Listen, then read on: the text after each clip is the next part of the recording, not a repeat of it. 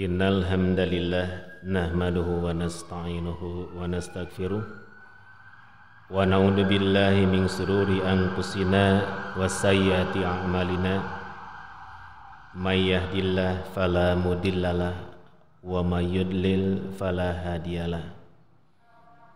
Asyhadu an la ilaha illallah wahdahu la syarikalah wa asyhadu anna Muhammadan abduhu wa rasuluh. Puji serta syukur kita panjatkan kehadirat Allah Subhanahu wa taala.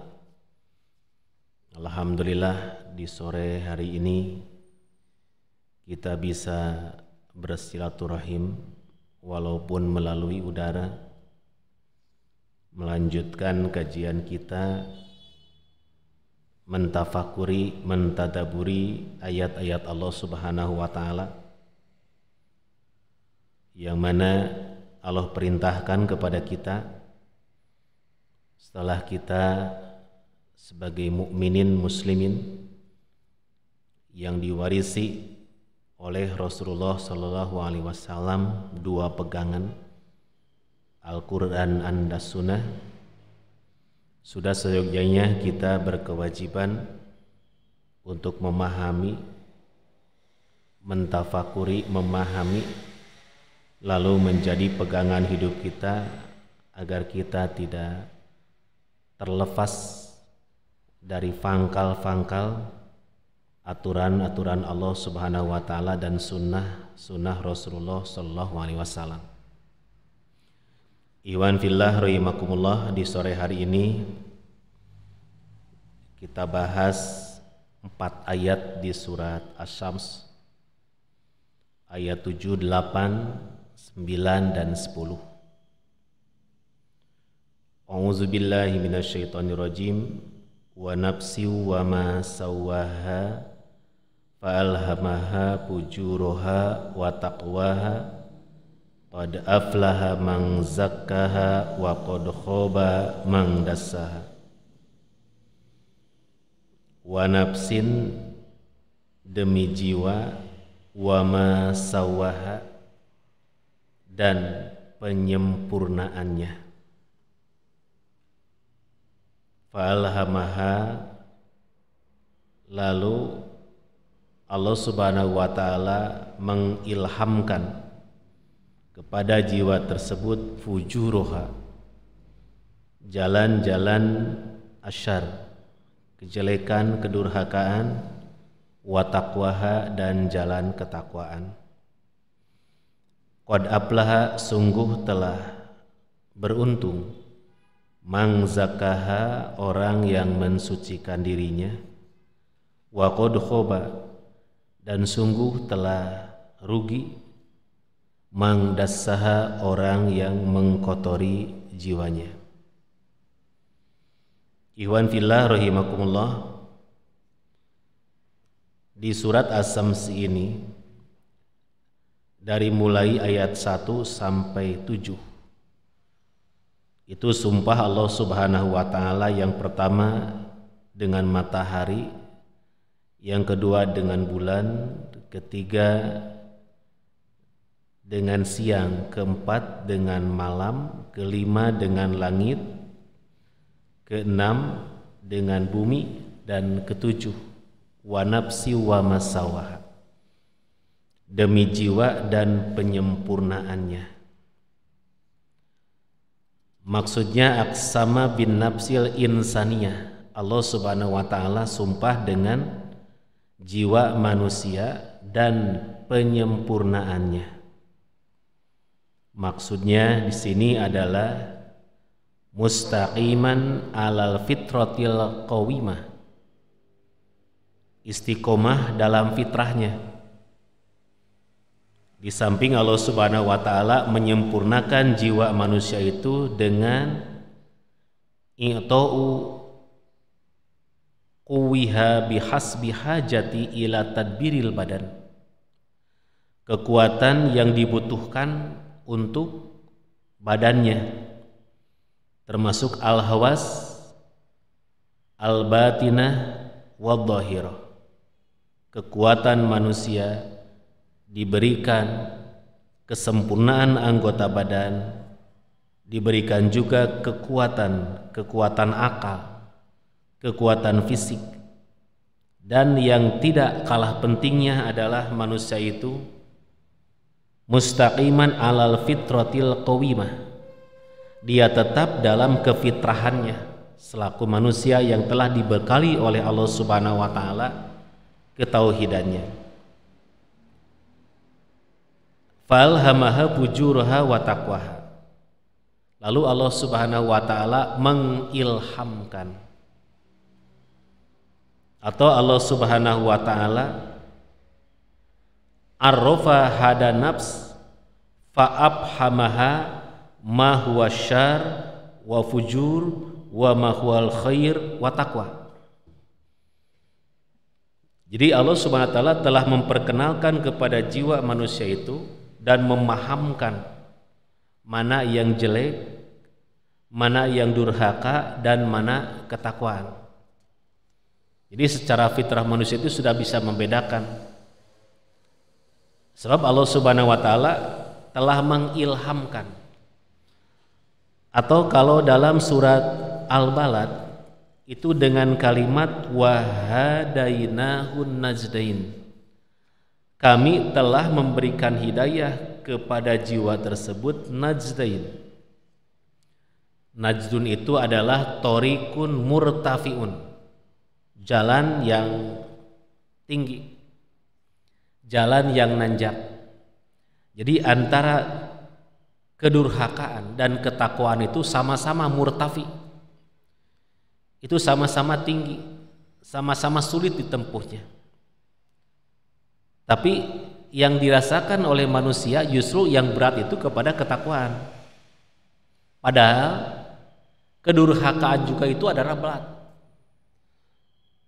Kalau kita urai, ketika seseorang melaksanakan sebuah kedurhakaan dengan resiko yang sangat besar, dengan modal yang sangat tinggi, tapi mereka itu kadang-kadang gampang melaksanakannya. Tapi sebaliknya, kalau kepada sumber ketaatan itu sangat minim resikonya. Malahan kadang-kadang tidak bermodal juga ketakwaan itu bisa tercipta. Tapi yang kerasa justru yang lebih mudah itu kita melaksanakan kedurhakaan. Yang lebih sulit itu kedurhakaan, dan yang lebih mudah itu adalah kedurhakaan kadang-kadang. Tapi dengan kalimat wahadainahun najdain, kami telah membimbing mereka, telah membimbing jiwa tersebut adalah najdain kepada dua jalan yang sulit. Artinya jalan ketakwaan dan jalan kedurhakaan. Nah, dengan kalimat ini berarti yang disebut dengan adanya orang-orang yang tetap dalam kebaikan, orang yang tetap dalam ketakwaan itu adalah hasil ikhtiarnya sendiri. Sebab Allah Subhanahu wa taala telah memberikan dua jalan tersebut. Jadi ketika seseorang memilih jalan ini, jalan kedurhakaan atau jalan ketaatan, itu adalah pilihannya. Walaupun ketika kita lahir, Allah Subhanahu wa taala telah memberikan modal kepada kita, dan Rasul telah menyatakan bahwa ketika lahir itu alal fitrah, dalam kesucian dalam fitrah. Walaupun nanti kita bisa menyaksikan seseorang penyembahannya kepada macam-macam. Nah, itu adalah di surat Al-Jumu'ah Allah Subhanahu wa taala menerangkan bahwa ketika diutusnya seorang rasul, selain yajlu kitab Allah, dia membacakan kitab Allah atau ayat Allah Subhanahu wa taala, wa yuzakkihim, dan membersihkan mereka dari berbagai macam kemusyrikan.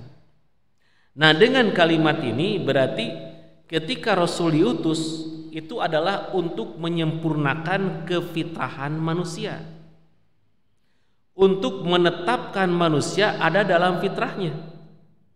Sehingga di ayat ini Allah Subhanahu wa taala menerangkan alamna wa arabna suluka tariqil khair wasyarr. Kami, kata Allah Subhanahu wa taala, mengajarkan, memperkenalkan jalan kebaikan dan jalan kejelekan. Nah, pilihannya ada di ayat berikutnya. qad aflaha man zakkaha wa qad khaba man dassaha. Sungguh telah sukses, sungguh telah beruntung. Jadi kesuksesan seseorang itu adalah orang-orang yang tetap ada dalam kefitrahannya.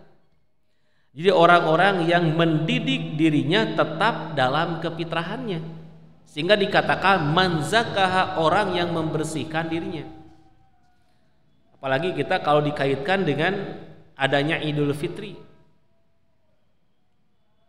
Ada yang sebagian menyatakan bahwa ketika kita Idul Fitri itu adalah dicetak menjadi orang-orang yang kembali kepada fitrah semula. Setelahnya kita melaksanakan ibadah saum 1 bulan dengan berbagai macam ibadah-ibadah yang dispesialkan oleh Rasulullah SAW dalam beberapa hadis. Ghufira lahu ma taqaddama min danbi, diampuni dosa-dosa yang telah lalu. Sehingga Rasul menyatakan ketika manusia itu atau seorang muslim itu keluar dari Ramadan, kharaja min dunubihi kayyaumin waladathu ummuh, dia keluar dari dosa-dosanya seperti bayi baru lahir. Nah, di sini berarti orang-orang yang disebut man zakkaha bisa mendidik dirinya tetap dalam kefitrahannya. Kefitrahan manusia adalah mempunyai ketauhidan, atau kefitrahan manusia itu terbebas dari berbagai macam dosa dan kesalahan. Yuladu alal fitrah, dalam ketauhidan tidak pernah punya dosa. Nah, sehingga di kajian-kajian yang telah lalu di bulan Ramadan, ketika kita disuruh untuk melaksanakan taubat dan istighfar, maka itu mengembalikan kita kepada fitrah semula. Ar-ruju, tabayatubu taubatan, itu kembali kepada jalan yang semula, tidak pernah punya dosa dan kesalahannya. Nah, yang selanjutnya yang disebut qad aflaha itu adalah orang yang paling sukses. Jadi kalau kita menggambarkan siapakah orang yang paling sukses di dunia ini, adalah orang yang man zakkaha, orang yang tetap dalam kefitrahannya, orang yang menjaga kefitrahannya. Atau tafsir kedua yang disebut dengan man zakkaha itu adalah orang-orang yang berjalan istiqomah dalam siratal mustaqim, orang yang istiqomah dalam ajaran Islam. Nah, ini yang diperlukan istiqomahnya dalam kehidupan kita. Biasanya sifat manusia itu adalah qallaba yuqallibu, kalau hati kita itu biasanya membolak-balik, tidak tetap dalam satu keadaan. Tapi ketika orang man zakkaha mendidik dirinya supaya tetap ada dalam kefitrahan, nah maka orang tersebut adalah orang-orang yang berjalan istiqomah dalam siratal mustaqim, yang biasa kita baca minimalnya sehari semalam itu adalah 17 kali di 17 rakaat. Kalau sholat wajibnya saja ditambah dengan sholat sunat, itu ada kalimat ihdinas siratal mustaqim. Walaupun kalimat ihdinas siratal mustaqim itu diartikan adalah ya Allah tunjukkanlah kami kepada jalan yang lurus. Tapi dalam tafsir lain disebutkan ihdinas siratal mustaqim itu adalah ya Allah tetapkan saya dalam siratal mustaqim, dalam ajaran Islam, dalam ketauhidan. Tidak pernah terombang-ambing dengan berbagai macam situasi dan kondisi. Walaupun ini kalau zaman-zaman sekarang itu sangat dijaminkan sebetulnya keistiqomahan kita. Sebab kalau kita melihat banyak orang-orang yang tergiur dengan urusan dunia itu keistiqomahannya hilang.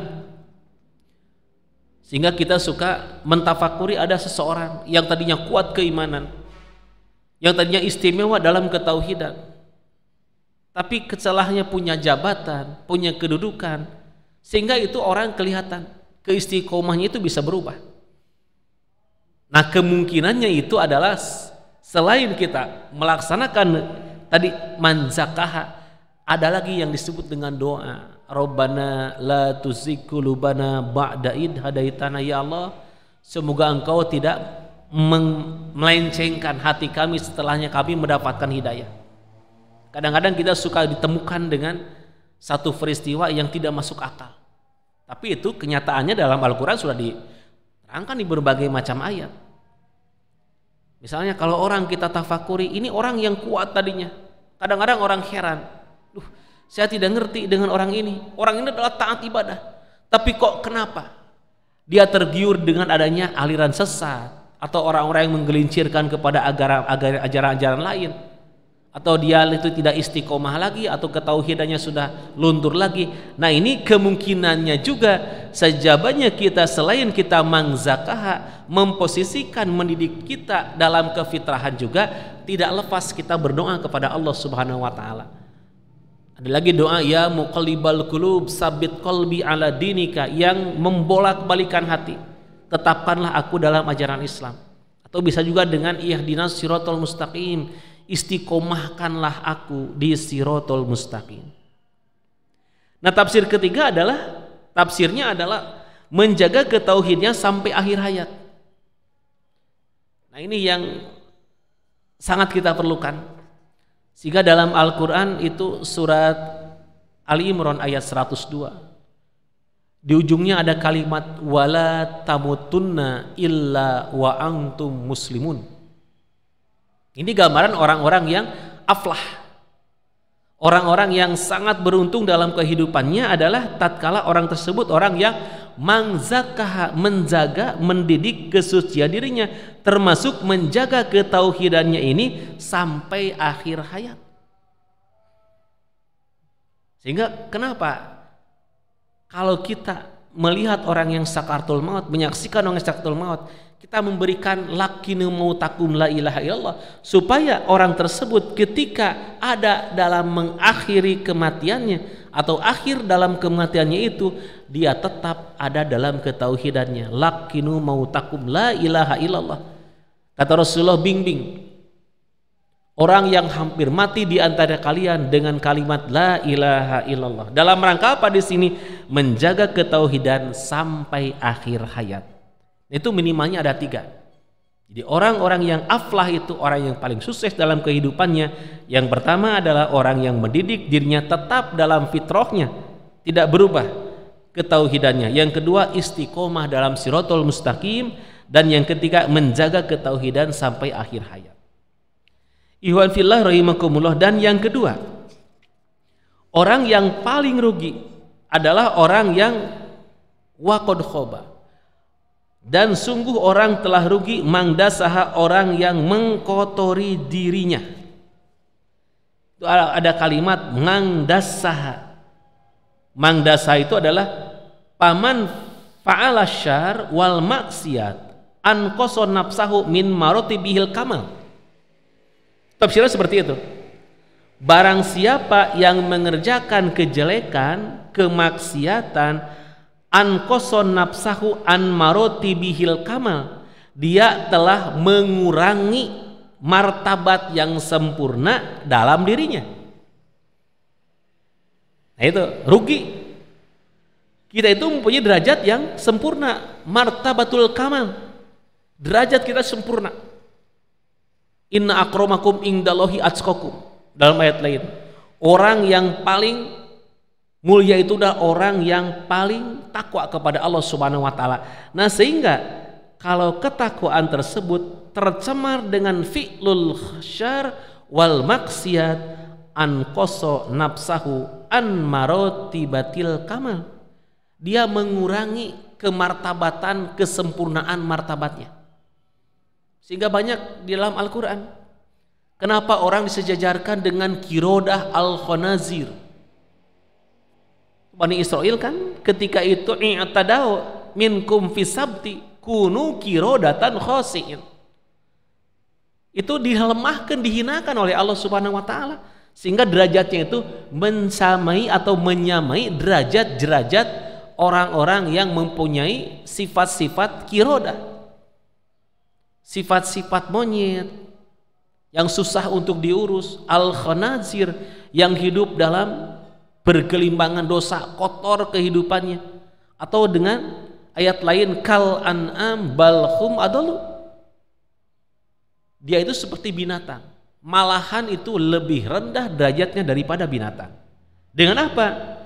Qad khaba mangdasaha wa ahpaha bidunubi wal ma'asi, dia telah mensiramkan atau mensamarkan kemartabatan yang sempurna itu bidunubi wal maasi, dengan dosa-dosa wal maasi dan berbagai macam kemaksiatan. Nah, itu adalah orang yang paling rugi dalam ayat ini. Nah, sehingga yang menjadikan jawab qasam di sini adalah dua. Qad aflaha man zakaha wa qad khaba man dasaha.